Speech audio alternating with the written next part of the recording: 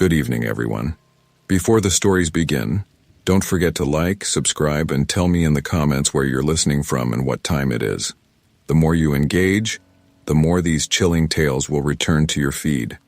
Now, let's step into the dark together.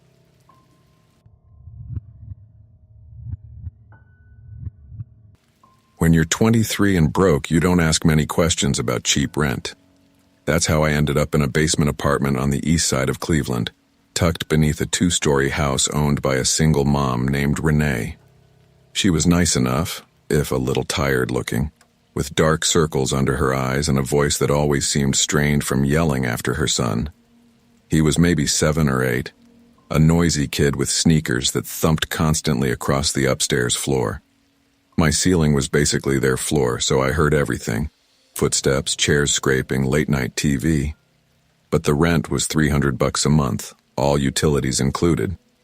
You don't get that anywhere. The basement wasn't much to look at. A concrete floor with a thin rug over it, wood-paneled walls that smelled faintly of mildew, and a single narrow window set right at lawn level. At night, all you saw through it was dirt and the occasional swaying shadow of grass. Still, I was grateful. After weeks of couch surfing and sleeping in my car, it felt like a real step forward. My first night there, while unpacking, I noticed a sagging cardboard box shoved behind the old radiator. The tape was brittle, the cardboard soft with water damage. Out of curiosity, I pulled it free. Inside, wrapped in yellowed tissue paper, was a doll. It wasn't like anything I'd seen before. About 10 inches tall, its head too large for its body, with wide glassy eyes that seemed to bulge under the dim basement light. Long pointed ears stuck out from the sides of its head, bending slightly like horns.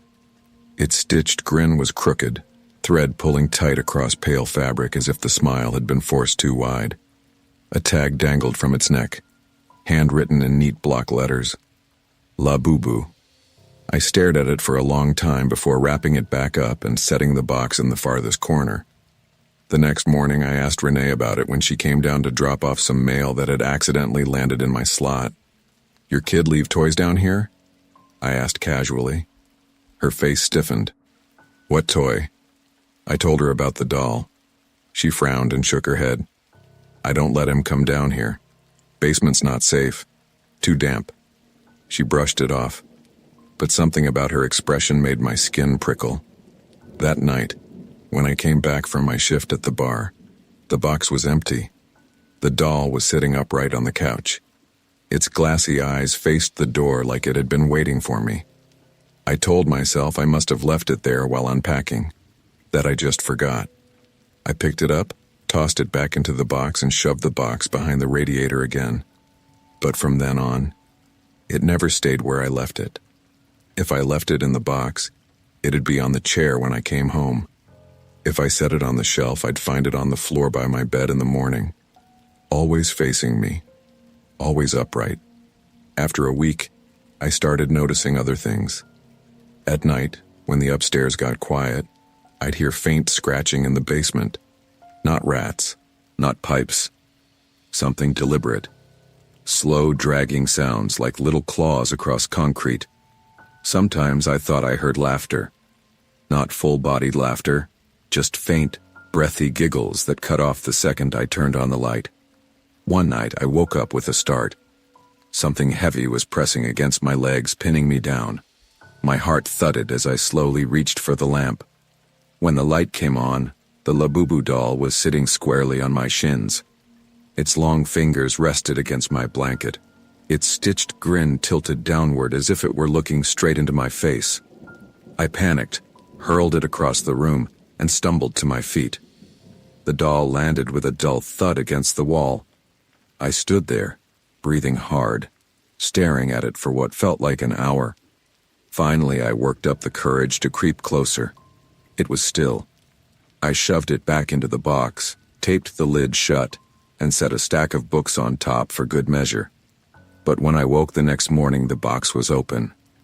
The books were on the floor, and the doll was sitting on the kitchen counter, glassy eyes reflecting the pale morning light, grin wider than I remembered. After that morning, I knew I couldn't stay in the basement. I called in sick to work and started packing. I didn't care about losing my deposit. I didn't care where I ended up. I just needed to get out.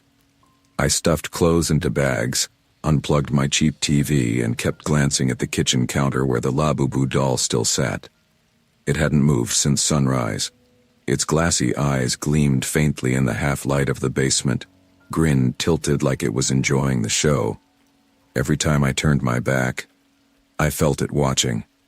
By mid-afternoon, I had everything ready. I left the doll where it was, refusing to touch it.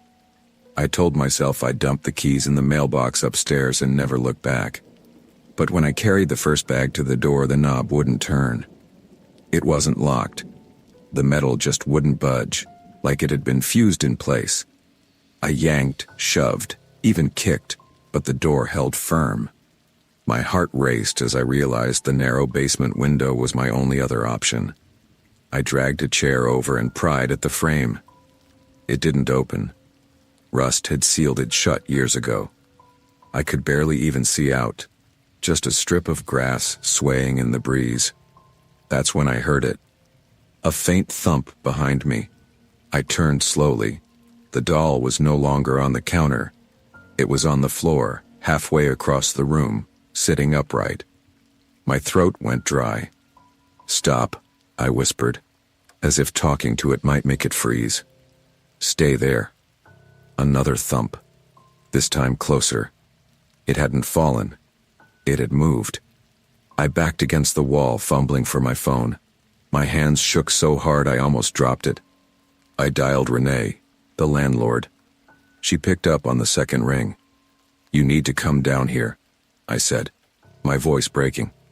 "Something's wrong. I can't get out." Her silence stretched too long. Finally, she said quietly, "You found it, didn't you?" My stomach dropped. "What do you mean, found it?" She let out a shaky breath. "It's been here longer than me, longer than the house. My boy. He almost..." She cut herself off, then said, "Don't talk to it. Don't feed it. Don't..." The line went dead. Behind me, another thump. I turned. The doll was now only a few feet away, perched at the edge of the rug. Its stitched grin was unraveling at the corners, black threads hanging loose. I bolted to the closet, grabbed the box I'd found it in, and slammed it over the doll. I stacked furniture on top, chairs, the microwave, anything I could drag. My chest heaved as I backed away, waiting. For a moment, silence, then scratching, from inside the box. Long, steady drags of tiny claws against cardboard. The sound grew louder, faster, until I swore it was inside my head. I clapped my hands over my ears, sank to the floor, rocking like a child. When the scratching stopped, I dared to look up. The box was gone. The furniture I'd stacked remained, but the box, and the doll, had vanished. My phone buzzed in my hand. A new text from Renee. Just one sentence. "If it chose you, you can't leave." I dropped the phone as something cold brushed against my ankle. The doll was there, sitting directly on the floor beside me, its head tilted so far to the side I thought its neck had snapped. Its grin was gone now, stitches dangling loose. Beneath the fabric I saw a wet line of tiny, sharp teeth, and then it spoke. Not out loud, not exactly. The sound vibrated in my skull, high and shrill, like a child's giggle distorted through static. "Stay," I screamed, grabbed my duffel bag, and swung it as hard as I could. The doll flew across the room, hitting the wall with a crack. I bolted to the door, pounded with both fists, screamed for Renee, for anyone. No answer. When I turned back, the doll was gone. The lights flickered. The air grew colder, and from every shadowed corner of the basement I heard it. Dozens of tiny giggles, overlapping, echoing off the walls. I don't remember much after that. When I woke, it was morning. Sunlight leaked through the narrow basement window. My bags were gone. My phone was gone. But the Labubu doll was sitting on my chest. Its teeth were bared. And for the first time, its glassy eyes blinked.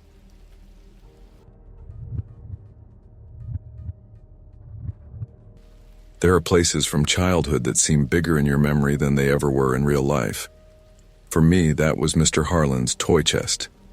A narrow little store sandwiched between a laundromat and a diner on Main Street, the kind of place kids pressed their noses to the glass just to stare at the shelves crammed with everything from porcelain dolls to foreign wind-up toys.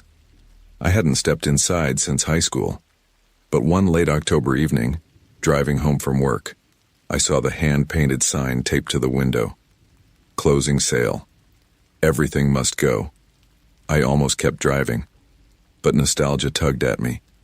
Maybe I'd pick up a gift for my niece, or maybe I just wanted one last look at a place that once felt like magic. Inside, it smelled of dust and old candy. The wooden floor groaned under my steps, and the shelves looked skeletal, half stripped of stock. A few lonely teddy bears slumped against one another. Boxes of puzzles missing pieces sat stacked in crooked towers. And behind the counter, bent with age, was Mr. Harlan himself. Thick glasses sliding down his nose, his cardigan patched at the elbows. "Evening," he rasped without much warmth. I nodded and wandered through the aisles. Most of what was left looked broken or sun-bleached from sitting too long in the front window. But in the farthest corner of the store, tucked behind a crate of battered board games, I found it. A doll. Not porcelain. Not plush. Something else. It was about 10 inches tall, with oversized glass eyes that bulged just slightly, and long pointed ears that curved outward like horns. Its mouth was stitched into a grin, too wide for its round face. The black thread pulled so tight it looked like the skin might tear. The body was covered in matted fur, grayish and uneven, and its hands were long, with spindly fingers that ended in little hooked claws. A tag tied around its neck read a single word: Labubu. I picked it up carefully. It was heavier than I expected, solid in a way that didn't match its small size. Cold, too, like it had been sitting in a freezer. When I set it on the counter, Mr. Harlan's expression changed instantly. His cloudy eyes sharpened, and for the first time since I walked in, he looked directly at me. "Not that one," he said flatly. I gave a nervous laugh. "What do you mean?" "It was on the shelf." His lips pressed into a hard line.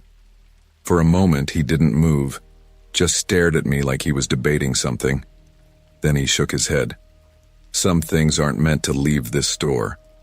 I tried to brush it off. "The sign says everything must go." "What's the price?" He leaned closer, lowering his voice. "That thing isn't a toy. It doesn't belong to anyone. It only stays with people." The way he said it made my stomach tighten. I should have put it back, walked out. But curiosity and stubbornness got the better of me. $5, I said, holding up a bill. For a long moment, he didn't move.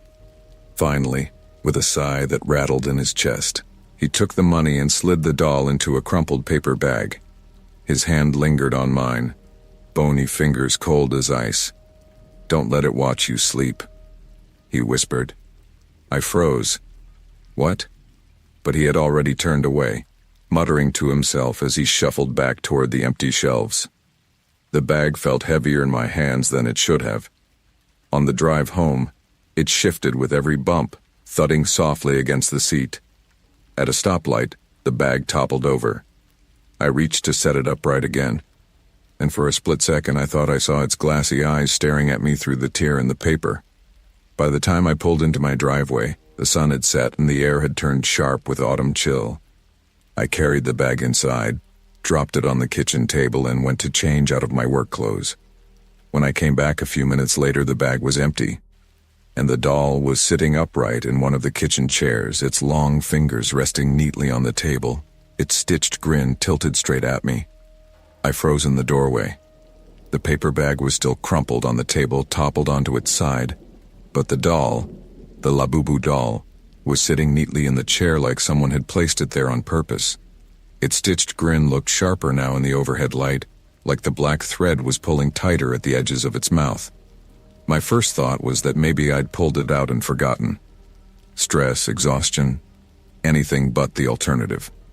I forced a laugh to myself, grabbed the doll by its middle, and shoved it back into the paper bag. This time I folded the top twice, tight, and shoved the whole thing into the hall closet behind a stack of winter coats. That should have been the end of it. The house was quiet that night, too quiet. Every creak of the floorboards, every settling groan of the walls felt amplified.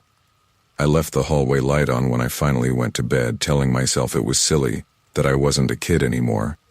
But I couldn't shake the image of those glassy eyes staring from the kitchen chair. Sometime after midnight, I woke to a sound. Not loud, just soft, steady, deliberate. A faint scratching from the hall. My pulse thudded in my ears as I sat up, straining to listen. The scratching grew louder, closer. Then it stopped. I slid out of bed and crept to the door, easing it open a crack. The hallway was dim, lit by the single bulb outside the bathroom. The closet door was open. The coats were spilled onto the floor, and right in the middle of the hallway sat the doll, upright, facing me.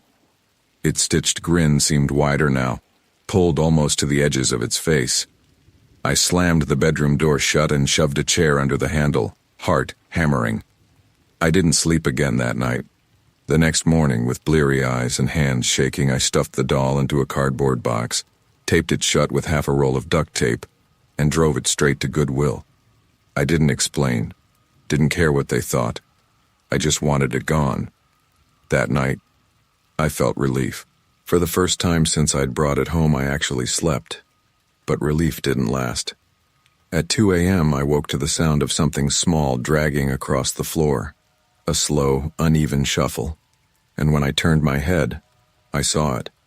The Labubu doll was sitting on my dresser. Its glassy eyes reflected the glow of the streetlight outside. Its stitched grin tilted higher, as if it knew. I scrambled out of bed, grabbed it, and hurled it out the window with all the strength I had. I heard it land with a dull thump in the yard below. I didn't sleep again, just waited for dawn with every light in the house turned on. When morning finally came, I crept outside. The grass was wet with dew. No doll. But when I stepped onto the porch, I stopped cold. The Labubu doll was sitting on my welcome mat, propped up, grinning at the door. This time I didn't touch it. I backed away, heart racing, and drove across town to my sister's house. My niece was in the living room watching cartoons. She saw the doll immediately, tucked under my arm. I hadn't even realized I was still carrying it. Her eyes lit up. "That's so cute," she said, reaching for it. I tried to pull it back, but she was too fast. She hugged it tight, burying her face against its matted fur. And I swear, I saw the stitched grin twitch, just slightly, like it was satisfied. That night, I stayed at my sister's, too shaken to go home. Around midnight, I woke to the sound of soft giggles, my niece's giggles. She was standing in the doorway of the guest room, the Labubu doll clutched in her arms. Her eyes were glassy, half-closed, like she was sleepwalking. "He says you shouldn't have taken him," she whispered. My stomach dropped. "Who says that?" She tilted her head, listening to the doll like it had spoken. "Labubu." I leapt out of bed, yanked the doll from her arms, and ran outside barefoot. My sister shouted after me, confused, but I didn't stop. I drove straight to the old toy shop, the one that had closed. The windows were dark, the sign gone, the place gutted. But I hurled the doll at the locked door, watched it bounce off the glass, and left it lying there. By the time I got home, the sun was rising. I collapsed in my bed, drained, telling myself it was finally over. When I woke, the morning light was pouring through my curtains. For a moment, I felt relief. Then I turned my head. The Labubu doll was sitting on my nightstand, upright, and the stitched grin was gone. The threads had unraveled, dangling loose, revealing what lay beneath. A mouth, tiny, sharp teeth, wet and glistening. And when I stared in frozen horror, its jaw twitched. just enough to let out a faint, muffled sound. It was laughing.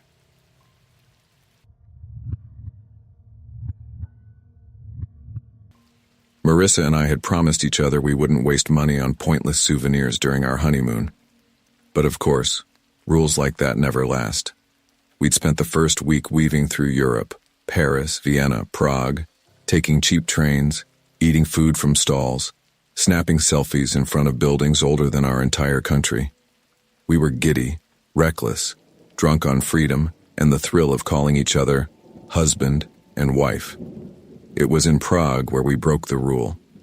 One afternoon, after a long walk along the Charles Bridge, we ducked down an alley to escape the tourist crowds.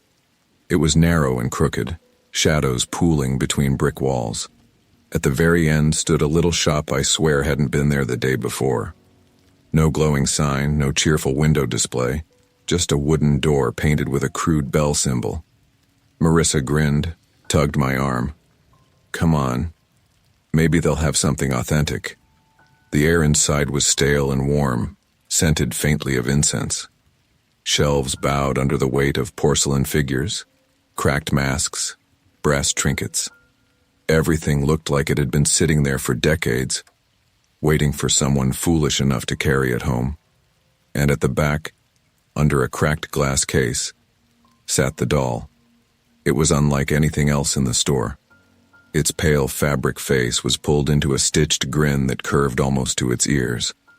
Wide glass eyes caught the weak overhead bulb, gleaming wetly. Its ears were too long, bending outward like something between a rabbit and a goblin. A small tag dangled from its neck, the letters thick and uneven.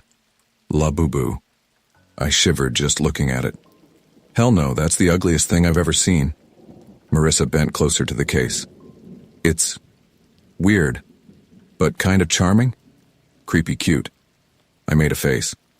It's nightmare fuel. Before we could argue further, the shopkeeper appeared from the shadows. She was small, hunched, wrapped in black layers despite the summer heat. Her hands shook as she pressed them together. A gift for lovers, she rasped. Her eyes glittered. He blesses marriage. He makes devotion strong. Marissa laughed nervously. Blesses marriage, huh?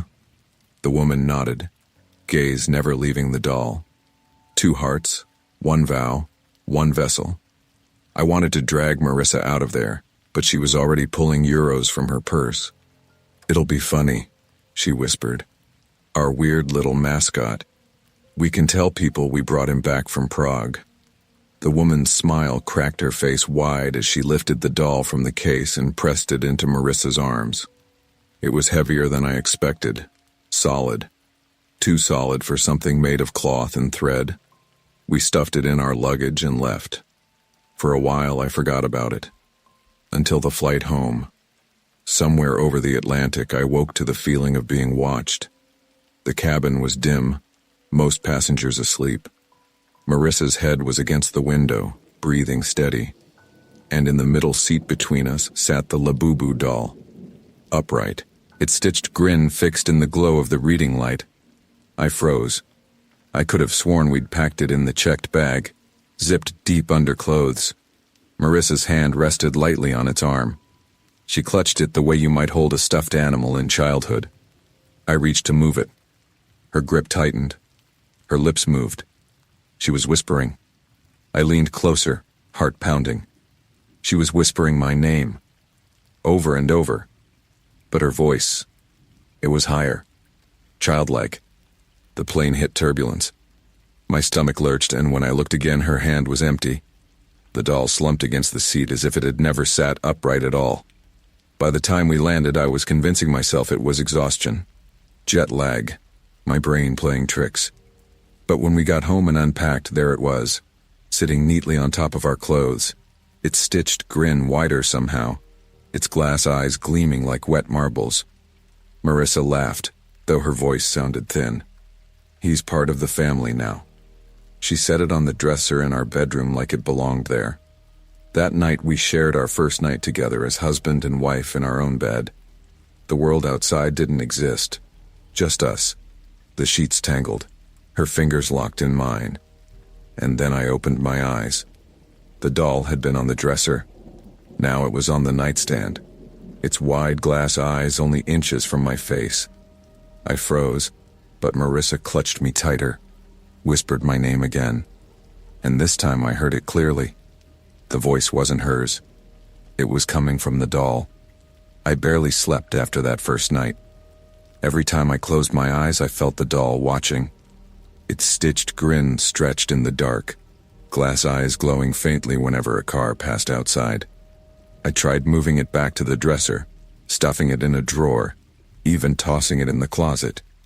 By morning, it was back on the nightstand, sitting upright facing the bed. Marissa didn't seem bothered. She laughed when I brought it up over breakfast. "It's just a doll, Alex. You're letting it get in your head." But the way she stroked its stitched ear as she carried it back to the bedroom made me sick. The second night, the dream started. I dreamt I was lying in bed, Marissa beside me, the doll between us. But in the dream, its grin was wider, threads snapping as tiny white teeth pressed through the seams. It whispered not in words but in a high, childlike giggle. When I reached to push it away, Marissa clutched its little body tighter, pulling it against her chest like it was part of her. I woke to find her in the exact same position. The doll nestled between us, her arm wrapped around it, her lips brushing its stitched forehead as if kissing it. "Marissa," I whispered, shaking her gently. Her eyes opened slowly, glassy and unfocused. She looked at me, then at the doll. "You don't understand," she murmured, her voice low. "He's part of us now." I recoiled. "What are you talking about?" She blinked, shook her head as though waking from a trance. I don't know. I didn't mean that." But the way she avoided my gaze told me she wasn't entirely sure. By the third night, the apartment itself felt different. The air hung heavy, cloying, the scent of incense clinging even though we hadn't burned any. I swore I heard faint giggles coming from the walls, the same childlike cadence as the doll's whispers. That evening, Marissa suggested we recreate our wedding night. Candles, wine, music. She set the scene perfectly. But when we reached the bedroom, I froze. The doll was waiting. It sat on the bed, propped against the pillows, candles casting its stitched grin in flickering light. "Not tonight," I muttered, grabbing it to throw it in the closet. But Marissa caught my wrist. Her grip was shockingly strong. "Leave him," she whispered. "He wants to watch." Her words cut through me. "Marissa, listen to yourself." Her eyes glistened in the candlelight. "If we don't give him what he wants, he'll take it." I pulled away, horrified. "What the hell is wrong with you?" But she only smiled faintly, guiding me back toward the bed. And in that moment, it felt less like my wife was speaking, and more like something else had crawled inside her skin. I didn't sleep at all that night. I sat in the living room, knife in hand, staring at the bedroom door, listening to her soft murmurs as she whispered to the doll in her sleep. By morning, my resolve broke. I grabbed the doll, stuffed it in a garbage bag, and drove it 20 miles out of town to a landfill. I hurled it deep into the trash piles, gagging at the smell, and didn't look back. When I got home, Marissa was waiting. She was sitting on the couch, the doll in her lap, stroking its stitched grin. "You can't take him away from me," she said softly. I backed toward the door. "Marissa, we need help." Her head tilted. "No, we need to finish what we started." That night, the ritual began. I woke to the smell of incense so strong it choked me. The bedroom was lit with dozens of candles. Marissa sat cross-legged on the bed, the Labubu doll propped in front of her like a child at prayer. Her voice was low, chanting words I didn't recognize, syllables guttural and sharp. The doll's stitched grin quivered. Threads snapped. Tiny teeth gleamed beneath. "Marissa, stop!" I shouted. Her eyes snapped open. They weren't her eyes anymore. They were glassy, gleaming like the doll's.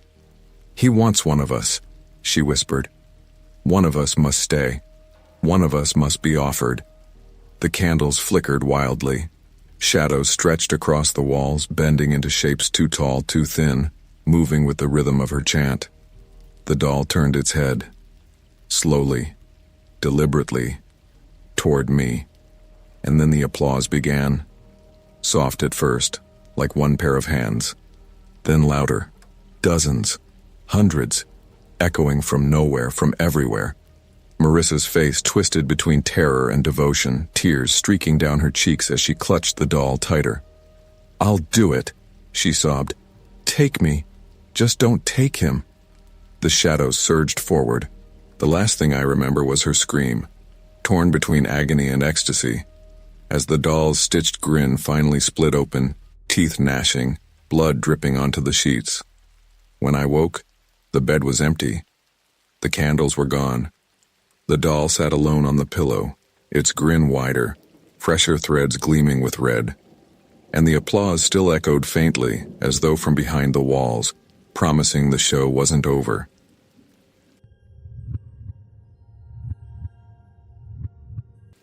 I'd only been in the building for 3 weeks when I started hearing it. 3 knocks, slow, deliberate, always sometime after midnight. At first I thought it was just drunk neighbors fumbling home, but the sound wasn't random. It was patterned. Always 3 knocks, then silence. My neighbor across the hall, an old man named Wallace, warned me the first night I mentioned it. He leaned against his doorframe, cigarette dangling from his lip, eyes bloodshot. "Don't open," he muttered. "Whatever you do, don't open when it knocks." I laughed it off. "What, like the boogeyman?" Wallace didn't smile. He just shook his head, exhaled smoke, and shut his door. That night I stayed up late scrolling on my phone. At exactly 2:13 a.m., it came. 3 knocks. They weren't at my door. They were on Wallace's. I froze, phone screen lighting my face. After a few seconds, I heard his chain slide, his door creak open, and then nothing. Not a sound. In the morning, his door was still ajar. His apartment empty. No sign of him anywhere. The landlord shrugged when I asked. "Old guy probably skipped rent. Happens." But I couldn't shake the image of that door left open, the stale cigarette smoke still lingering. The next night, the knocks came again. This time, at my door. I crept up to the peephole, heart hammering. At first, I saw nothing. Just the dim yellow hallway lights. But then, movement. Something small. Sitting on the floor, directly in front of my door, was a doll. Its head tilted back, staring straight at the peephole. Wide glass eyes, long ears, stitched grin. The tag around its neck read, "Labubu." I stumbled back, nearly dropping my phone. The knocks came again, 3, slow, deliberate, but the doll didn't move. I waited, breath shallow, until dawn lightened the blinds. When I checked again, the hallway was empty. No doll. I tried to convince myself I'd dreamed it. Sleep deprivation, stress, anything. But then the stories started to spread. Neighbors whispering in the stairwell. A girl on the 2nd floor swore she heard a child's laugh outside her door one night, followed by the sound of tiny fingernails scratching against the wood. She moved out the next day. Someone on the 5th floor said they found muddy footprints, child-sized, leading from their door all the way down the hall, disappearing at the elevator. Each time the knocks came, another tenant vanished. And every morning, the only thing left behind was a door left open, apartment empty, rent unpaid. I kept telling myself I wouldn't open. I'd resist. But last night, it came again. 3 knocks. I stayed in bed, pulling the blanket to my chin. Then my phone lit up with a notification. Motion detected. Front door cam. I shouldn't have looked. The video showed the doll, sitting upright in front of my door, head slowly tilting, its stitched grin splitting wider. And behind it, filling the hallway shoulder to shoulder, stretching further than the camera could see, were dozens more. All identical, all waiting, and all of them, slowly turning their heads toward the camera. I didn't sleep after I saw that camera feed. How could I? Every time I closed my eyes, I pictured that endless line of dolls filling the hallway, their stitched grins glowing faintly in the static light. By morning, the footage had vanished from my phone. Not deleted. Gone. As if the file had never existed. I told myself I'd imagined it. A glitch, maybe. But when I left for work, the hallway reeked of mildew and something sweeter underneath. Rot. Several doors on my floor hung slightly open. I tried not to look, but I caught glimpses inside. Vacant apartments. Furniture still there. TV remotes on tables. Coffee cups half full. But no people. That night, the whispers started. Not outside the door, inside the walls. Children's voices overlapping, like dozens of kids playing a game just out of sight. I pressed my ear to the drywall and swore I heard one of them say my name. Around 1 a.m., I heard footsteps in the hall. This time, I didn't check the peephole. I just sat there on the couch, holding a kitchen knife, trembling. 3 knocks. Slow. Deliberate. I stayed frozen, praying whatever it was would move on. But then I heard another knock. Not at my door. At the neighbor's. Then another, further down. The knocks cascaded down the hallway, each door echoing the same 3 beats until it sounded like the entire floor was being tested. In the silence that followed, my phone buzzed. A text. From Wallace. The man who had vanished weeks ago. It was a grainy photo. A black and white shot of the hallway lined with Labubu dolls, their faces tilted toward the camera. Underneath, just 3 words. They chose you. I dropped my phone. The next morning, the landlord taped eviction notices to half the doors. He told me the building was hemorrhaging tenants and muttered about shutting the place down. But when I pressed him, he wouldn't look me in the eye. That night, I tried barricading my door with furniture. Couch, dresser, even the fridge shoved against the frame. I thought maybe the dolls wouldn't be able to get in if I blocked every entry. At 2:13, the knocks came again. This time, louder. When I didn't answer, the knocking spread, pounding against the walls, the ceiling, even the floor beneath me.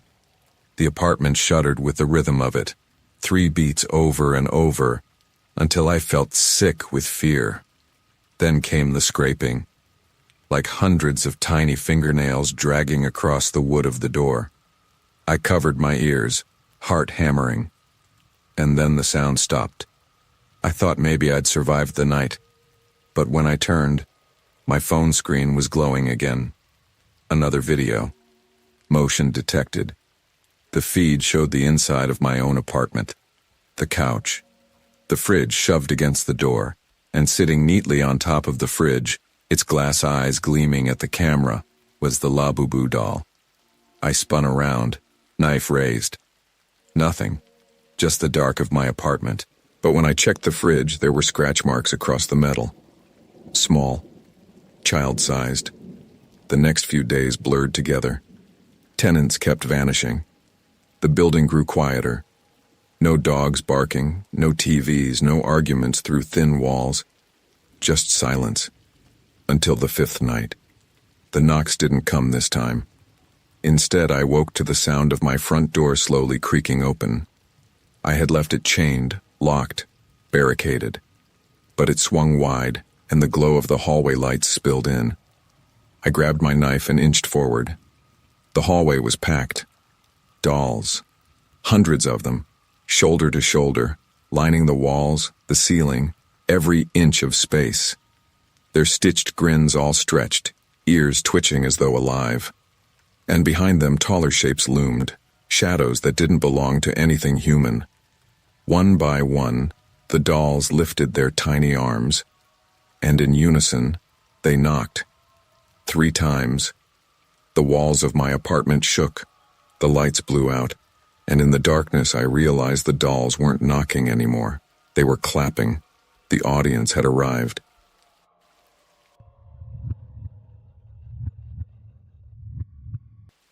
The county fair rolled through our Ohio town every summer like clockwork. Same creaky Ferris wheel, same cotton candy stands, Same sketchy rides patched together with bolts and duct tape. By the time I was in my 20s, it had lost its shine. But my girlfriend Tessa insisted we go last July. "Come on," she'd said. "Let's just be kids for one night." The air was thick with fried food and sugar, the ground sticky with spilled soda. Kids ran past us clutching glow sticks, parents trailed behind half asleep, and the calliope music from the carousel whined faintly over the crowd. We wandered through rows of games, most of them impossible rip-offs. Ring toss with warped bottles, basketball hoops bent into ovals, darts so dull they barely popped balloons. I was ready to give up when we found a booth tucked near the very edge of the fairgrounds, away from the glow of the main lights. The sign above it was hand-painted in crooked letters. "Every throw wins." The man behind the counter didn't look like the other carnies. They usually wore faded t-shirts and ball caps. This guy was rail thin, dressed in a spotless white shirt and suspenders, with skin so pale it almost looked powdered. His smile was stretched too wide, showing far too many teeth. "You play, you win," he sang as we approached, voice lilting like a nursery rhyme. "No tricks here. Everyone goes home happy." The game was simple. 3 wooden pegs stuck into a board, and 3 oversized rings. The pegs were huge. It looked impossible not to land one. I tossed lazily. The ring clinked onto the peg with no effort. "Winner!" the man cried, clapping his hands together. His long fingers snapped with each clap, sharp and deliberate. Behind him, the wall was lined with prizes. But they weren't the usual stuffed bears or inflatable hammers. They were dolls, dozens of them, identical. Wide glass eyes that reflected the string lights, long pointed ears bent outward, stitched grins pulled too tight across pale fabric faces. Tags hung from their necks, each one scrawled with the same word in neat block letters. Labubu. Tessa frowned. "Those are creepy." I shifted uncomfortably. "Do you have anything else?" The man's grin didn't waver. "Only winners get the special prize." Before I could argue, he plucked one from the wall and shoved it into my arms. It was heavier than it looked. Solid. Its glassy eyes seemed to catch the light in a way that made them glimmer wetly. And for a second, just a second, I thought the stitched grin twitched wider as my fingers brushed its matted fur. Tessa stepped back. "God, put that thing down, it's gross." But the booth man leaned across the counter, his pale face close to mine. "Take good care of it," he whispered. "Prizes don't like being abandoned." The crowd behind us pressed forward, restless, and I let myself be swept away with the doll still clutched awkwardly in my arms. The rest of the night I tried ditching it. When we stopped for funnel cake, I left it on a bench. 10 minutes later, a little girl walked up smiling and handed it back. "You forgot your toy." When we stood in line for the Ferris wheel, I set it on the ground by the railing. A man in a striped shirt tapped me on the shoulder a moment later. "Hey, this yours?" he asked, pressing it against my chest with a grin. By the time we left, the doll was back in my arms no matter how many times I tried to get rid of it. Its stitched grin seemed almost smug now. In the car on the ride home, Tessa folded her arms. "Seriously, throw it out the window, it's creeping me out." "I already tried ditching it 3 times, I muttered. "People just keep bringing it back." She gave me a look like she didn't believe me, but she didn't press. When we got home, I tossed the doll on the couch. Its glassy eyes caught the dim light from the street lamp outside. I avoided looking at it as we got ready for bed. Sometime after 3 in the morning, I woke to the sound of faint music. Calliope music. The kind you only hear at carnivals. It was coming from the living room. My stomach sank as I crept toward the door. The music grew louder with each step, tinny and distorted like it was playing from an old music box. When I reached the living room, I froze. The Labubu doll was sitting upright on the couch, and behind it, the beige paint of my living room wall had changed. In its place hung striped canvas, red and white, like the side of a carnival tent. And from the other side of the fabric I swore I heard it, Soft applause, dozens of hands clapping, waiting for the show to begin. I stood frozen in the doorway, staring at the striped canvas where my wall should have been. The Labubu doll sat upright on the couch in front of it, hands folded neatly in its lap. Behind the fabric, faint shadows shifted, their shapes warped and flickering like bodies pressed against the thin material. And the applause kept coming. Soft, steady, dozens of hands clapping out of rhythm. I staggered back into the bedroom and shook Tessa awake. "You have to see this," I whispered. My voice cracked, my throat dry. She groaned, rolled over. "It's 3 a.m. The calliope music swelled from the living room, cheerful and off-key. She sat up fast, her eyes wide. "What the hell is that?" I grabbed her hand, dragged her into the hall. But when we reached the living room, the canvas was gone. The wall was beige again, peeling in spots, exactly like it had always been. The doll still sat on the couch, though, its glassy eyes fixed straight on us. "Jesus," Tessa muttered, shoving her hair out of her face. "Get rid of that thing." I didn't argue. I snatched it up and carried it out to the dumpster behind the complex, tossing it inside with a hollow bang. The lid slammed shut. We barely slept. The next morning, the apartment was quiet. No music, no clapping, just silence. For a few hours, I almost convinced myself it had been a nightmare, until Tessa screamed. I ran to the kitchen. She was standing by the sink, her face pale. She pointed to the window. Sitting on the ledge outside, its hands pressed against the glass, was the Labubu doll. Its stitched grin had stretched wider overnight, the black threads straining at the corners. I yanked the curtain closed. "Pack your stuff, we're leaving." We threw everything into bags, barely speaking. Within half an hour, we were in my car heading toward her parents' place 2 towns over. Tessa sat rigid in the passenger seat, staring out the window. We didn't notice it at first. The calliope music was faint, blending with the hum of the tires on the highway. It grew louder, mile by mile. When we finally looked back, my stomach dropped. In the rear window of the car, perched upright on the back seat, was the Labubu doll. We swerved onto the shoulder. I ripped open the back door and hurled the doll into the ditch, my hands shaking. But when I turned back, Tessa was staring at me with wide, glassy eyes. "He doesn't like that," she whispered. Her voice wasn't hers. It was higher, childlike. I froze. "What did you just say?" She blinked rapidly, shook her head like she was waking from a trance. I don't know. I don't know why I said that." We drove the rest of the way in silence. At her parents' place, we tried to laugh it off, tell them we were just tired, that the doll was probably some weird carnival prop we'd imagined too much about. But that night, when I went to brush my teeth, I froze at the bathroom mirror. Behind me, reflected in the shower glass, the Labubu doll was sitting on the counter. When I spun around, it wasn't there, but the reflection lingered. Its stitched grin tore open in the mirror, threads snapping one by one. Tiny teeth gleamed underneath. I stumbled back into the bedroom, babbling to Tessa that we needed to go. But she was already sitting upright in bed, the sheets pooled around her waist. The doll was on her lap, her hands gripping it tight.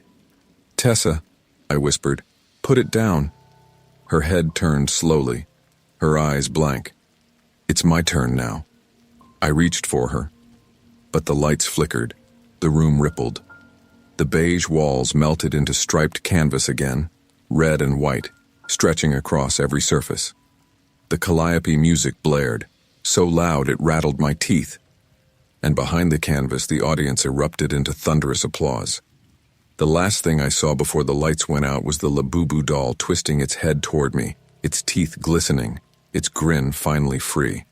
And then I was through the canvas, shoved into the dark on the other side, swallowed by a crowd of faceless figures that clapped and clapped and clapped.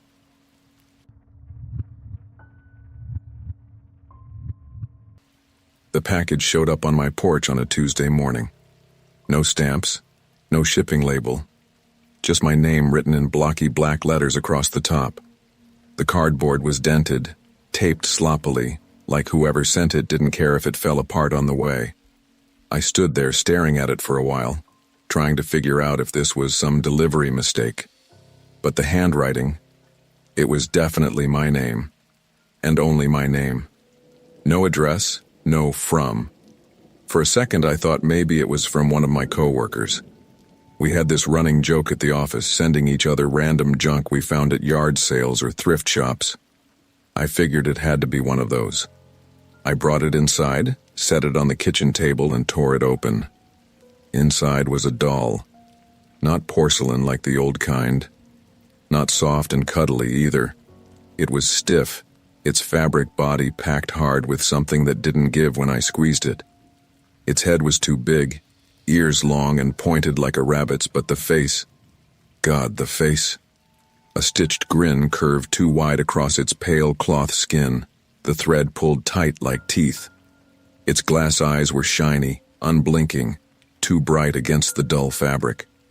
Around its neck was a little cardboard tag tied with twine. One word was written there in faded ink. Labubu. I actually laughed at first. Creepy? Sure. But it also looked ridiculous in a way. I grabbed my phone, snapped a picture, and sent it to a co-worker with the caption, "Nice try. You can't scare me with this thing." They texted back a question mark, said they didn't send it. I messaged 3 other people who might have done it. Everyone swore it wasn't them.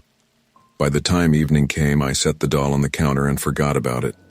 But that night, when I passed through the kitchen to grab water, something made me stop.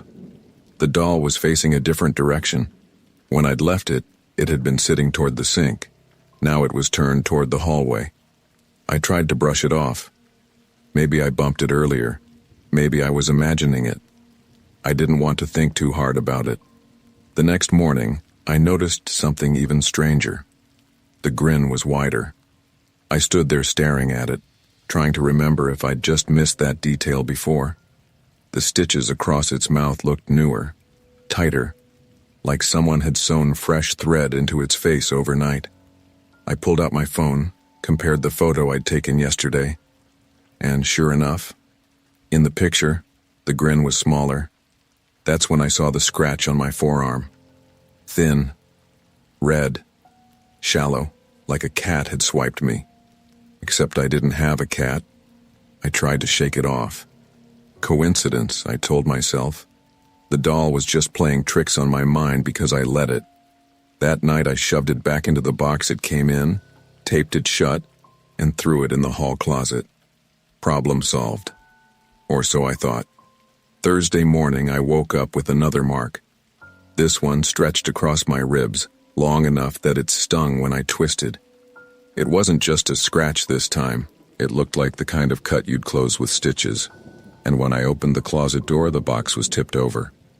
The tape had been peeled back. The doll was sitting upright on the floor, grinning at me. Its mouth had at least 6 more threads sewn into place, pulling the grin impossibly wide. That's when panic finally set in. I called my mom, voice shaking, and told her what was happening. She listened, quiet at first, then interrupted me. "Where did you say you found it?" she asked. "I didn't find it," I snapped. "It just showed up here. No one sent it." She didn't respond right away. When she did, her voice was low, trembling. "You need to get rid of it. Not throw it away. Burn it. Do it now. Don't wait." Her fear rattled me more than the scratches. That night I dreamed I couldn't move. I was lying in bed paralyzed, while something small and heavy crawled onto my chest. Its weight pressed the air from my lungs. I tried to scream, but nothing came out. The Labubu doll leaned close in the dream, its grin stretched wider than ever. I felt a prick, then a pull, like a needle tugging thread through skin. The pressure built, stabbing again and again as if it was sewing something into me. I woke up gasping, drenched in sweat. My arm burned. When I switched on the light, I froze. It wasn't just a scratch anymore. A black thread was sticking out of my skin. A clumsy loop stitched directly into the flesh of my forearm, tying the wound shut. My stomach flipped. I stumbled to the bathroom mirror, trying to convince myself I was hallucinating. But it was real. The thread was thick, coarse, like the same black fiber stretched across the doll's grin. I ran back to the bedroom. The doll was sitting on my nightstand. Its grin had split wider, the new stitches glistening in the glow of the lamp. And this time, I swear I saw the needle in its tiny cloth hand. I didn't sleep the rest of that night. I sat at the edge of the bed with the lamp on, staring at the thread in my arm, too terrified to pull it out. Every so often, it twitched. Not from me moving, from something else tugging it like an invisible hand. The doll never blinked. At dawn, I ripped the stitch out myself.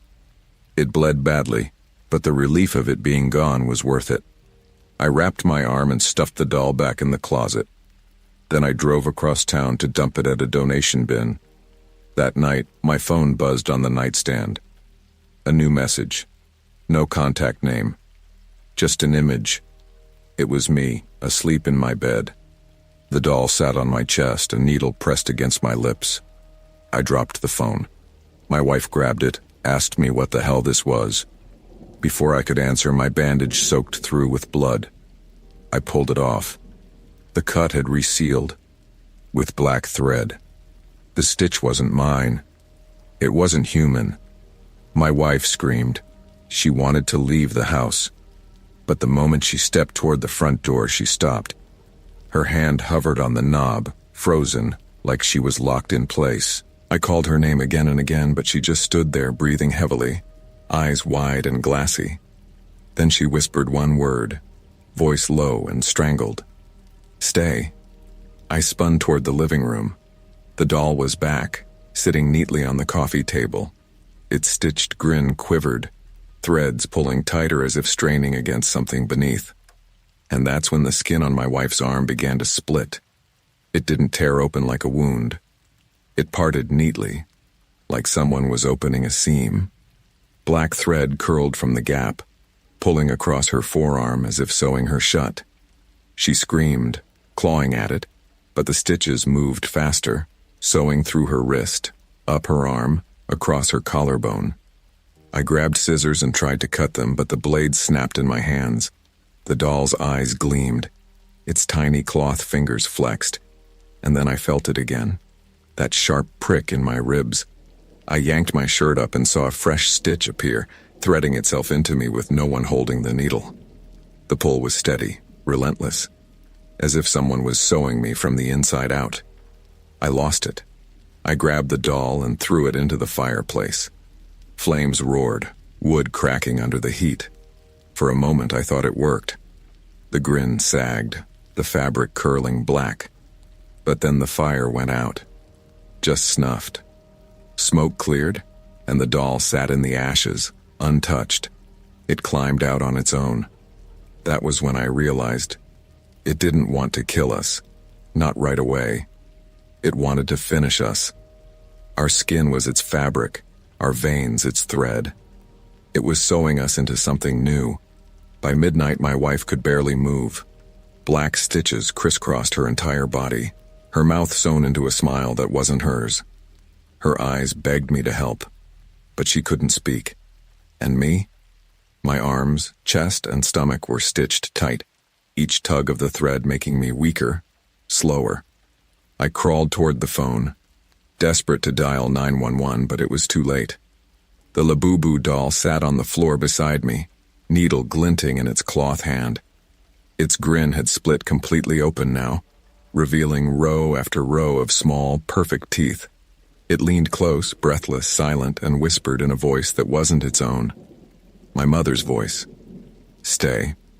The last thing I remember before blacking out was the tug of a dozen needles at once, pulling every piece of me shut, sewing me into something that would never come undone.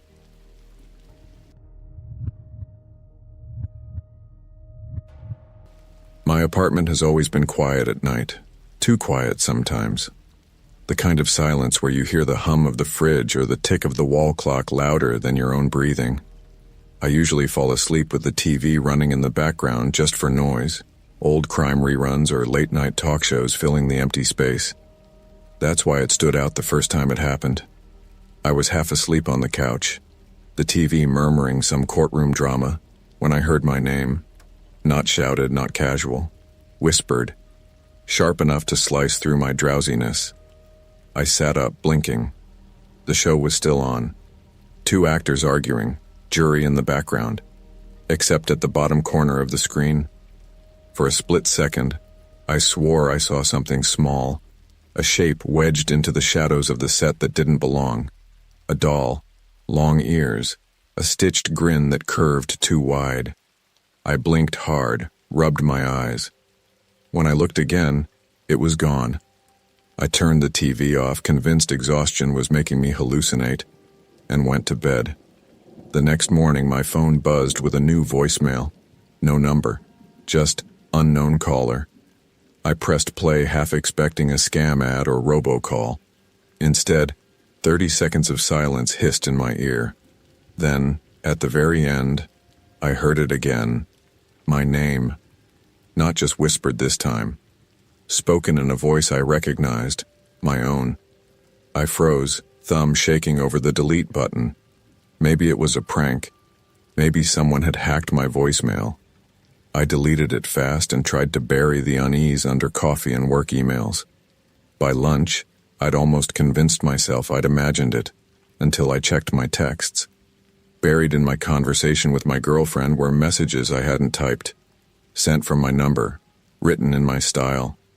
Don't trust him. He isn't real. Watch his eyes. I stared at the screen, blood roaring in my ears. Before I could react, 3 dots appeared at the bottom. Someone was typing. Then a new message appeared, letter by letter, slow enough to make my skin crawl. He knows you're reading this. I dropped the phone so hard it skidded under the table. That night I unplugged everything in the apartment. Router, TV, even my microwave. I didn't want to give whatever this was another outlet. I sat in the dark, staring at the glow of the street lamp outside, telling myself it was over. But around midnight I heard a faint click, a monitor turning on. The sound was unmistakable, the low static of a baby monitor warming up. Only problem? I don't own one. The static grew louder, filling the room, curling out of the silence. I clutched the edge of the couch, heart racing. Then through the static, a voice seeped. Not a stranger's voice. My mom's. Are you awake? My chest tightened. She lives 3 states away. I fumbled for my phone, almost called her, but the monitor hissed again and the voice changed. This time it was my girlfriend. Come downstairs. My mouth went dry.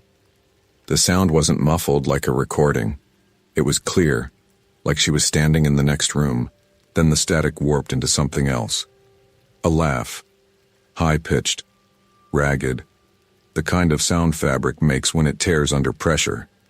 I snapped on the lamp and froze. The Labubu doll was perched on the chair across the room. Upright. Grinning. Its glass eyes reflecting the light. The stitched mouth quivering like it had just finished laughing. I didn't move. I couldn't. The doll sat in the chair across the room, its stitched grin wide and patient, like it had been waiting for me to notice. I hadn't owned it, hadn't bought it, hadn't even seen one in person before. And yet, there it was. The laugh still seemed to echo faintly in the air, even though the doll's mouth hadn't moved. I grabbed my phone with shaking hands. The screen lit up. Notifications filled the lock screen in an endless stream. Missed calls from my girlfriend, my mom, my boss, even my own number. One after another, hundreds of them, piling up so fast the phone froze. Then it rang. The caller ID read me. I almost threw it across the room, but I swiped to answer. My own voice came through the line. You shouldn't have turned the devices off, it said. They don't like silence. The line crackled and warped, then switched. Now it was my girlfriend's voice, sobbing, screaming. Why didn't you pick up? Why didn't you come downstairs? I hung up and powered the phone off. The screen went black, but the sobbing kept going. The phone was dead, but the voice still leaked out. That was the first time I realized turning things off didn't matter anymore. The doll wasn't hijacking devices. The devices were just its stage. I bolted to the kitchen, stuffed the doll into a trash bag, tied it tight, and threw it in the dumpster out back. My chest heaved with relief as I slammed the lid. But when I turned back toward my apartment window, the glow of the TV filled the room. I hadn't plugged it back in. The static buzzed through the glass. On screen, a cartoon figure danced in jerky, unnatural loops. And in the corner of the frame, sitting on a child's swing, was the doll. Same grin, same ears. But this time its head turned, slowly, directly toward me. And then it spoke. Through the TV, through the static, through the glass. Let me back inside. I stumbled into the street, ready to leave everything behind. But then I heard it, a chorus of voices rising all around me. Not from people, from things. The buzz of a streetlight whispering my name. The rumble of a car engine echoing words I hadn't spoken. The digital billboard on the corner glitching, its letters rearranging into, "You can't leave." My head spun. The world was talking in my voice. I ran back upstairs, slamming the door, trying to block it all out. The apartment was dark, silent. For a moment I thought maybe I'd escaped. Then the landline rang. I didn't own a landline. The phone sat on the counter anyway, beige and cracked, the kind my grandparents had in their kitchen when I was a kid. Its cord stretched long and alive across the tiles. It rang again. Against every instinct, I picked it up. "Where are you going?" my dad's voice asked. "He's been dead for years." "The show isn't finished." The line went dead. Then every device in the apartment, powered or not, woke at once. TV, laptop, toaster, microwave, even my digital watch. All speaking at once, overlapping voices, all familiar. My mom, my girlfriend, my boss, myself. And underneath, cutting through like a conductor, was the doll's high-pitched giggle. I covered my ears and screamed, but the sound wasn't outside anymore. It was inside. My skull vibrated with static, my own voice layering over itself, saying things I'd never said. Threats, confessions, pleas. I stumbled to the bathroom, slammed the door and flicked on the light. My reflection stared back, but my mouth kept moving even when I clamped it shut. The reflection whispered, "You'll never shut me up." And then the bulb flickered. When it steadied again, the doll was sitting on the counter beside the sink. No trash bag, no dumpster, just sitting there, close enough to touch. It tilted its head. The mirror behind it showed something worse. Dozens of Labubu dolls lining the bathroom floor, each one's mouth opening and closing in silent laughter. I backed into the wall, breath coming in gasps. My phone, left on the sink, lit up one last time. New message. Sent from my own number. Encore.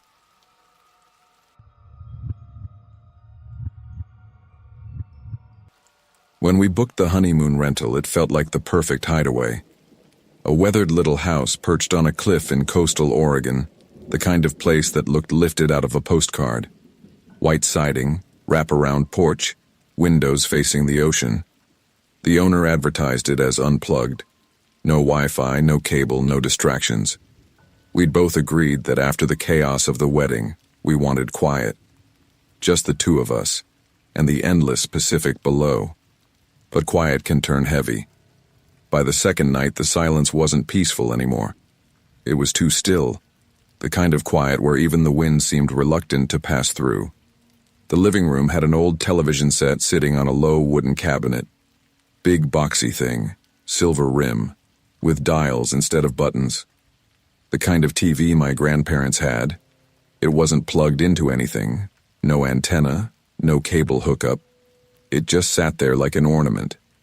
Still, whenever I walked past it, I swore I felt a faint warmth coming off the glass like the screen had been running a few minutes earlier. The first incident was small. We'd finished dinner, sitting on the couch with a bottle of cheap red wine. My wife told a joke, something corny about me burning the salmon, and she laughed. Her laugh echoed in the room a second time, not from her mouth, from the dark screen of the TV. We froze.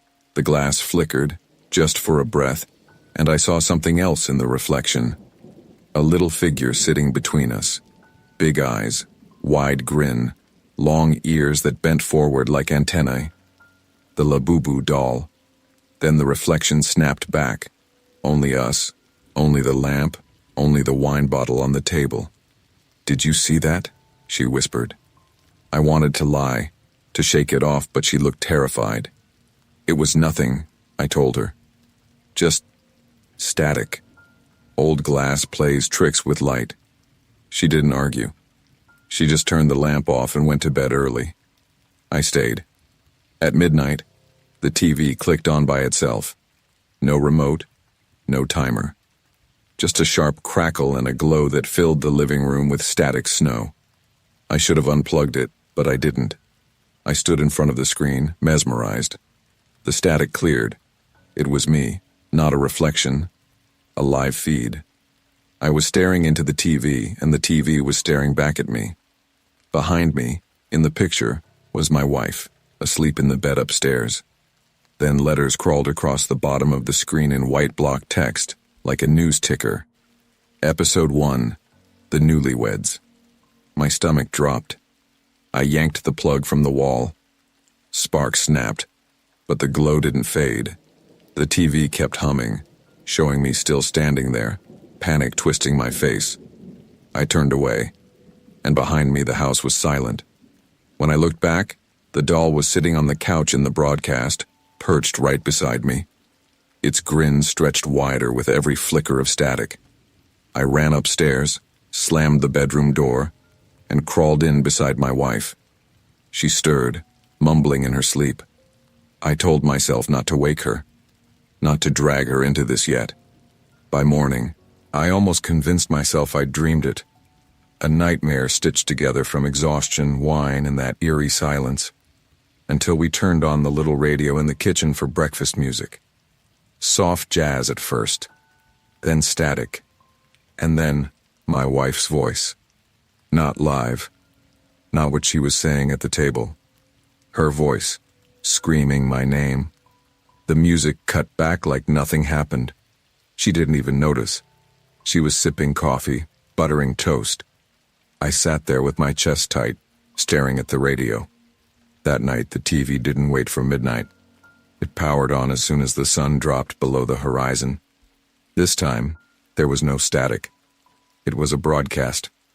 Our faces filled the screen, but not as we were in that moment. We were running, screaming, bloody. Scenes we hadn't lived yet. In the corner of the picture, crouched on the armrest, the Labubu doll turned its head toward the lens, and for the first time, it spoke. Stay tuned. I didn't tell my wife what I'd heard. Not about the voice on the radio. Not about the doll's whisper. She was already restless, already asking if we should cut the trip short. I told her we just needed to relax, maybe get some fresh air in town. So the next morning we drove down the winding coastal road into the little harbor village nearby. Fishing boats, ice cream shops, everything sleepy and ordinary. I almost believed I'd shaken it off, until I saw the first screen. A TV in the window of a pawn shop, static buzzing. Then the picture cleared. It was us. Not walking down the street, not browsing shops.